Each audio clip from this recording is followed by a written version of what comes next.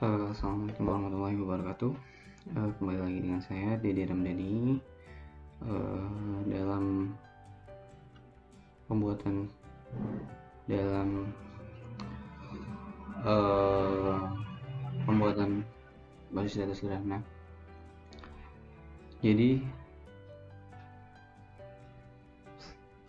untuk tahapan sekarang atau tahapan terakhir ini kita akan membuat atau mengimplementasikan langkah-langkah yang sebelumnya kita sudah lakukan, yaitu dari studi kasus, dari pembuatan ERD, kemudian transformasi ERD ke skema relasional. Nah, tahapan sekarang adalah pengimplementasian dari skema relasional yang sudah kita buat menjadi suatu database yang dapat dipakai. Oke, di sini saya menggunakan MySQL dan saya menggunakan web server, atau saya bingung maksudnya, saya menggunakan SAME. Tapi di sini saya tidak akan menjelaskan bagaimana cara menginstal SAME atau cara langkah-langkah pembuatan SAME. Jadi saya asumsikan teman-teman atau yang menonton untuk mencari tahu apa itu SAME di tempat lain dan cara mengakses MySQL melalui SAME, kemudian bisa menonton video ini selanjutnya. Nah, jadi saya berasumsi teman-teman sudah mengetahui cara pemakaian dari MySQL menggunakan SAME, atau bisa disebut atau di sini menggunakan phpMyAdmin. Nah, di sini saya menggunakan phpMyAdmin untuk membuat database karena sangat memudahkan sekali. Jadi kita tidak perlu menggunakan script yang cukup rumit. Jadi langsung saja saya akan buat database aplikasi cuti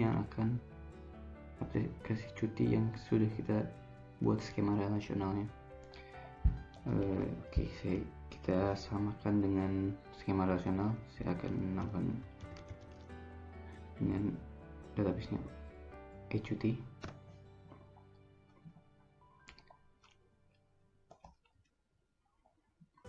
Tabel samakan dengan pegawai.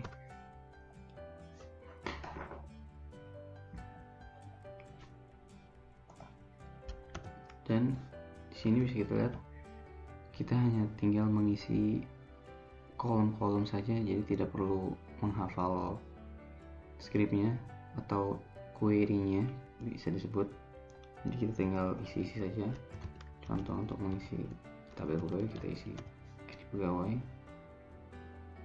Nah, karena sebelumnya pada skema relasional dia merupakan primary key, maka di sini pun kita harus mendeklar dia sebagai primary key.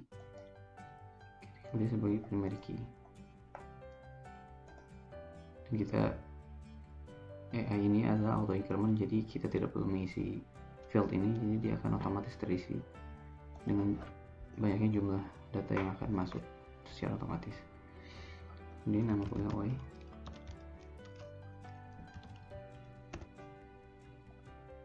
tipe datanya karena nama pegawai adalah campuran huruf dan angka, maka kita akan menggunakan varchar. Dan untuk ID pegawai dia menggunakan integer karena dia akan terisi oleh hanya angka saja. Saya asumsikan maksimalnya adalah 100 karakter. Kemudian ada alamat kita pakai varchar saja, hanya kita maksimalkan. Kemudian dari jabatan integer karena dia akan berisi angka saja dan dia akan berelasi dengan tabel jabatan. Nanti saya akan jelaskan bagaimana kita merelasikannya. Oke, kita buat tabel pegawai.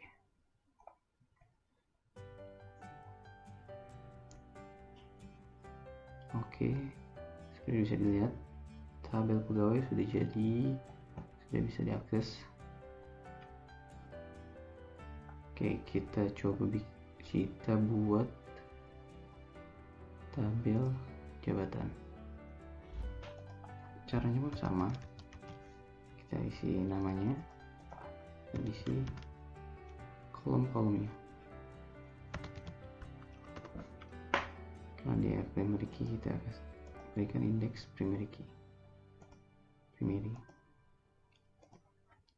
Ada ID divisi yang akan berrelasi ke tabel divisi nantinya.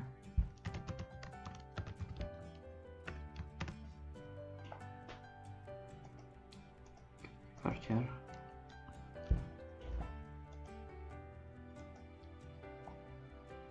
Oke.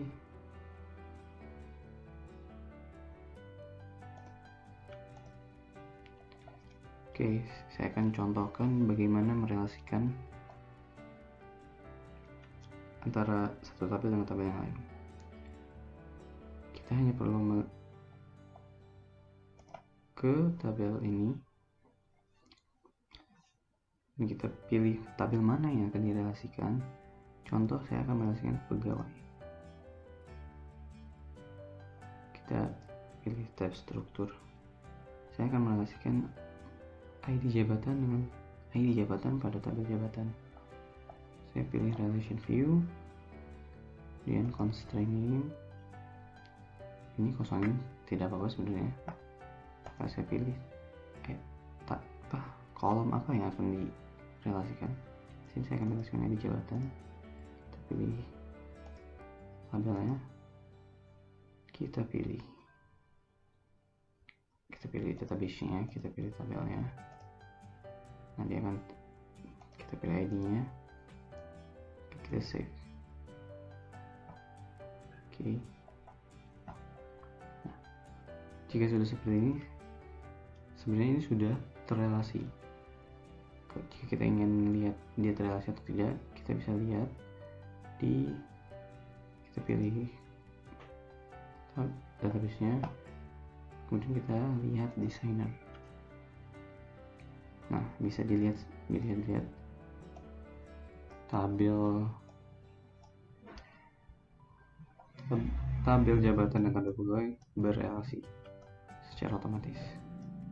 Oke, saya contohkan satu saja karena saya sudah membuat sebenarnya. Oke, bisa dilihat. Kita lihat desainernya. Oke, bisa dilihat sendiri bahwa semua tabel kita sudah terrelasi. Tabel yang kita buat sudah terrelasi.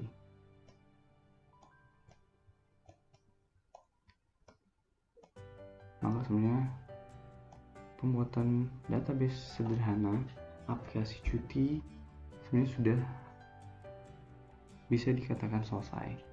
Maka tinggal pengimplementasian kepada aplikasi saja bagaimana database ini akan digunakan. Oke, saya kira itu saja langkah-langkah untuk membuat database sederhana yang mulai tahapan paling awal sampai jadi seperti yang bisa dilihat sudah masuk ke dalam DBMS dan kita bisa akses. Oke, saya kira itu saja untuk menyelesaikan salah satu tugas besar saya pada mata kuliah perencanaan bisnis data. Oke, terima kasih untuk waktunya.